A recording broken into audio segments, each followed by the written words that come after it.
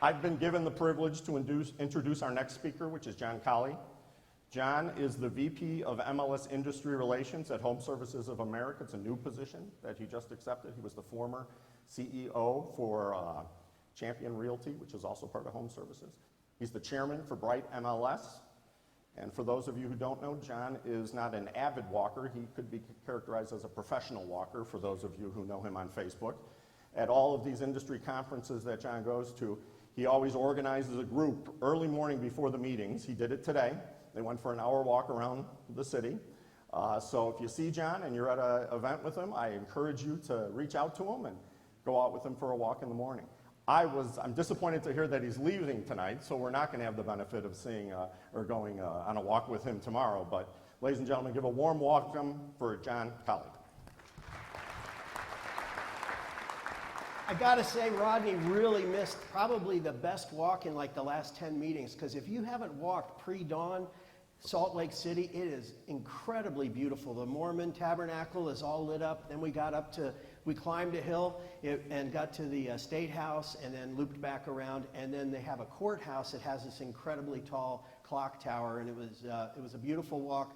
And we solved the problems of the world, and so we talked about 8.0, even though we've been talking about it for a while. And I want to share with you the broker perspective.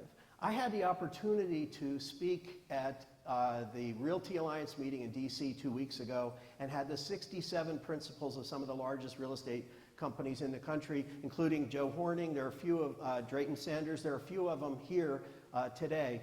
And it was unanimous. Rousing might be a little overstatement because there are a couple who are a little reluctant, but overall the Realty Alliance says this 8.0 is something that we need to do for our industry, and a letter came from Craig Cheatham, and it'll be on the hub and it'll be in the package for San Francisco.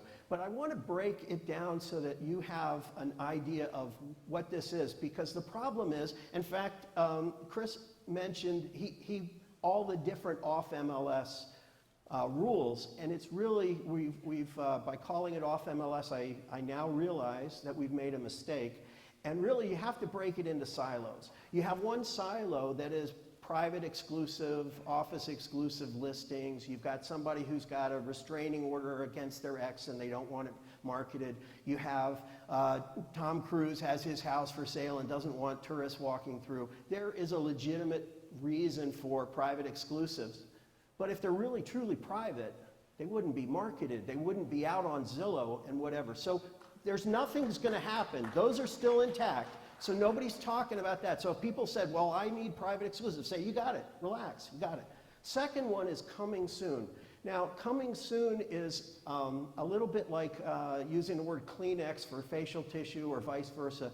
There are multiple coming soons. A coming soon status that's within an MLS, as we've had at Bright for 5 years, works great. The rules are, it's shared within the participants of the MLS. It's not, no showings. It's coming soon. It's not here. If it's here, it would be active. It's coming soon, so there's no showings, and all the participants in the MLS can see it and tell their buyers about it, and that's a great thing. So if you do not have a coming soon within the MLS policy, definitely talk to Bright. We'll be glad to share, or there's others who have great programs. If it's done right and enforced right, it works slick. Nothing changing with coming soon within the MLS. It's all over here, pocket listings. Now, who can tell me that a pocket listing is better for a seller? Who can tell me that a pocket listing is better for the buyers who are buying real estate? It's not. Pocket listings are not good. This rule is to address pocket listings. Now, Ross, our speaker, that was an excellent choice of speaker, and follow the herd. You put it out in 2 sentences, as we did yesterday morning, and the herd has reacted. And yeah, my phone, I had to leave it down there because it was blowing up, but it's all people who are confused because they keep going, well, we need office exclusives, or what about our coming soon within the MLS? And we can answer most of the calls in 2 minutes and just say, relax, it's just about pocket listings. Now, the people who want to do pocket listings, they're a little pissed. They'll get over it. We need to not worry about it because that's bad for our industry, right? All right. Let me tell you what we all need to do. we have an opportunity in front of us to put this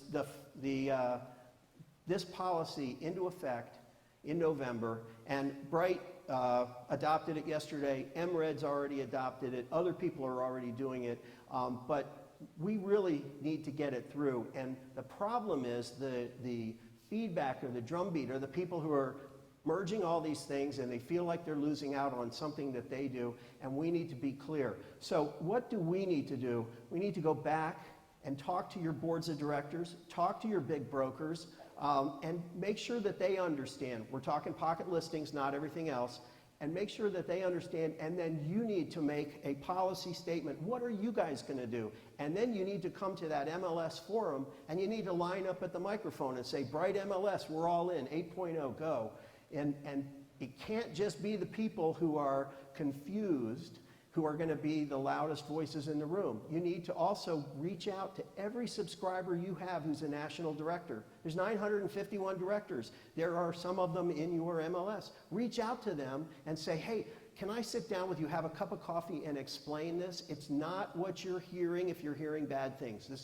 This is what our industry is all about, cooperation and compensation. So I look forward to seeing you in San Francisco. I look forward to us in this room getting this through, because this is good for us. It's good for organized real estate. It's great for our consumers, and it's great for our agents if they fully understand it. So thank you very much.